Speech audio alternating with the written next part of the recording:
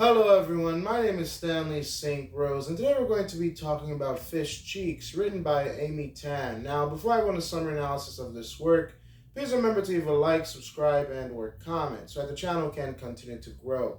Now, Fish Cheeks by Amy Tan is a very interesting, very interesting short story. Now, when we're talking about Fish Cheeks here, it's all about culture, heritage, living in America with the idea of knowing that you're from a different country, with the reality that you're different. And basically, what happens within this work is that you have a girl here, where by the name of Amy, and Amy is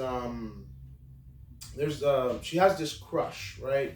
She has this crush on this boy by the name of Robert, and it's the minister's son, and her parents invite the minister and his family to their house, and Robert's going to be there, and Amy has this huge crush on Robert, and so she wants Robert to like her. She wants Robert to like her family, like her culture, like everything about her. When you like someone, you want them to be happy with you. You want them to like you back, and so you want everything to be perfect. So if it was just the minister's family's coming over and Amy didn't have a crush on Robert, it would have been just whatever.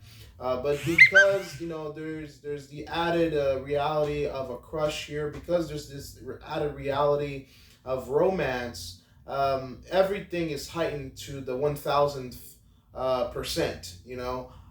Because she likes Robert, and so what ultimately happens is, the minister's family comes over, and Amy's not happy because her mom served up a bunch of Chinese food, things that are not really traditional with Christmas food. Christmas food. People, I would imagine. I mean, in my family, when it comes to Christmas, we have turkey, we have fried chicken, we have rice, we have potatoes, we have macaroni and cheese. We have a bunch of different foods, cake, cookies. I mean, we have meals that you would say that are American, I guess you can say. But with this type of meal, it's a lot of Chinese meals, including fish cheeks. That's why the title of this short story is Fish Cheeks. Now, Fish Cheeks is strictly we can associate it with Amy's culture, with Chinese culture. And so, because it's associated with Chinese culture, this makes it very significant. And fish cheeks are the best part of the fish, and it's a food that Chinese people like to eat. And so, when you're serving that type of food in a Christmas Eve party, it's different. It's strange because you don't expect to be eating Chinese food, prepared by Chinese people on Christmas Eve, and so Amy kind of feels uncomfortable. She's both American and Chinese, but she wants the approval of Robert. She wants Robert to like her. Now, this doesn't happen throughout this short story. This romance, this blooming romance, doesn't happen. Amy doesn't get that validation, that confirmation that she wanted from Robert. But ultimately, what happens is her mom gives her a mini skirt as a Christmas present. And her mom also gives her a lesson about life, and that she can look American, she can be like American, speak English on the outside and everything, but she is Chinese on the inside. So her mom teaches a very valuable story in terms of a very valuable lesson here, in terms of in terms of being who you are and not changing for anybody. Yes, Amy likes this Robert, but Amy is Chinese. She likes being Chinese. She loves being who she is. She is who she is. She loves Chinese food. She loves her mom's cooking, and she was pretty much ready to give that up before Robert, and that's not fair. If you love someone, if you want to be with someone romantically,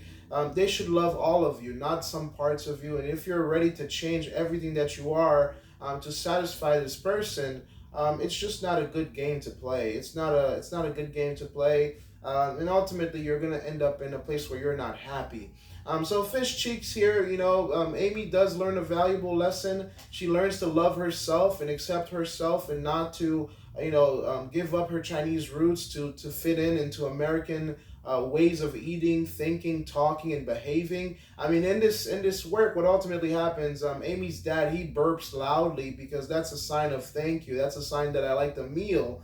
In her culture, in the minister's family, they're kind of like appalled. They're like, "Whoa, this dude just belched, in the middle of dinner." And they're like, "No, no, no, you can belch too because it's a sign that you like the meal." And so the minister does a little awkward belch to show that he's burping because the meal was a good meal.